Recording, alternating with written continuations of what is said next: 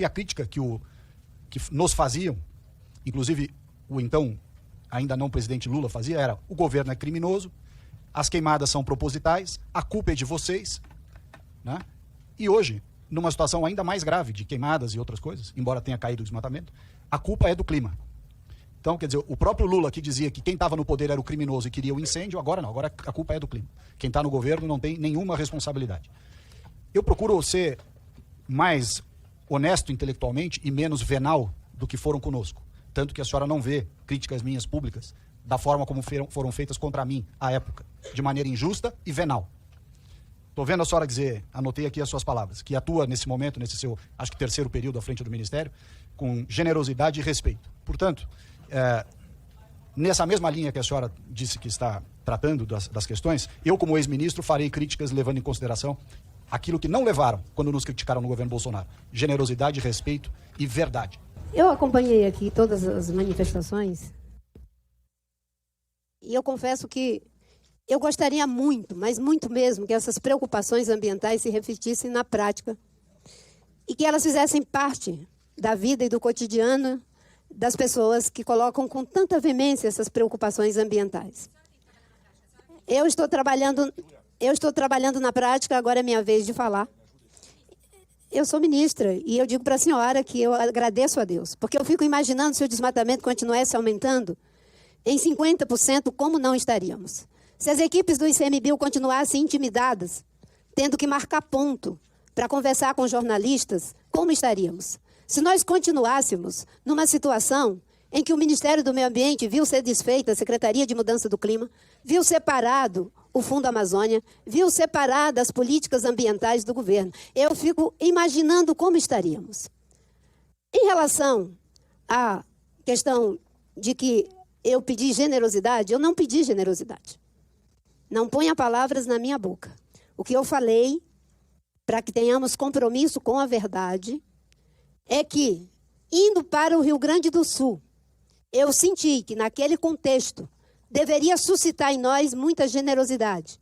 E que, quando eu fui perguntada o que eu achava de agora ver tudo aquilo que há mais de 40 anos eu venho dizendo e trabalhando para que não aconteça, está acontecendo, o que eu diria? E eu disse: a primeira coisa é ser generosa. Não ficar jogando na cara das pessoas, eu te disse. Foi isso que eu falei. Não pedi generosidade. Aliás, poderia ter pedido. Porque, como João Batista, eu aprendi que às vezes tem que chover, tem que pregar no deserto. Mas não foi isso que eu fiz dessa vez. Só dizendo a verdade para que Vossa Excelência não ponha palavras na minha boca e se atenha exatamente àquilo que eu falei. Em relação à diferença do problema da mudança do clima, uma coisa é você enfrentar a gravidade do problema estando preparado pelo menos 2 meses e meio antes para fazer esse combate. Sem o que nós não sequer teríamos empatado o jogo no Pantanal. Mas nós estávamos preparados. Vamos intensificar ainda mais a cada preparo e a cada ano. Mas nós aumentamos a nossa capacidade já de cara em 18% a quantidade de brigadistas. Nós aumentamos em 18% o nosso orçamento. E nós conseguimos, sim, fazer a reposição do orçamento do IBAMA, do ICMBio, graças ao esforço do governo internamente, seja quando fizemos a recomposição dos cortes que haviam sido feitos e dos contingenciamentos que haviam sido feitos, seja quando conseguimos o crédito extraordinário. Do contrário, não teríamos como ter mobilizado mais de 800 pessoas só para o Pantanal, de estarmos agora com mais de 1.000 pessoas no enfrentamento da Amazônia, com mais de 800 pessoas fazendo o enfrentamento do Cerrado e em vários outros lugares, porque a realidade não para.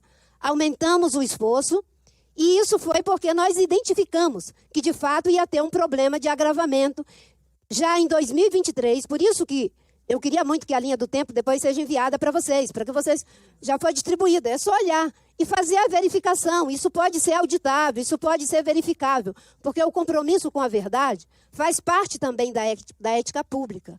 Então, nós fizemos, né, um esforço muito grande para fazer esse enfrentamento do que nós estamos fazendo hoje. E tudo isso que me é dito, né, essas acusações que me são feitas, chega um tempo na vida da gente, não é? Agora com 66 anos de idade, desde os 17 anos nessa luta, enfrentando esse tipo de coisa, né, que eu fico pensando, meu Deus, o que eu posso dizer aqui em minha defesa a não ser a minha própria vida, a minha prática? O fato de termos reduzido o desmatamento em 50% o ano passado, apesar de ter sido abandonado o plano de combate ao desmatamento da Amazônia. O fato de termos retomado, não para ONGs, inclusive tem uma ONG que me acusam de que foi eu que passei o recurso, que é o caso do IPAM. O dinheiro foi liberado na época anterior. Eu nem era do governo, nem era do ministério. Foi no governo Bolsonaro que foi liberado o recurso do IPAM. Mas isso tudo é auditável, pode olhar, verificar, e verificar como é que foi feito esse repasse de dinheiro. Então, eu estou aqui para debater as ações que nós estamos fazendo. E, de fato, fizemos um aumento das ações de combate ao desmatamento, de combate aos incêndios.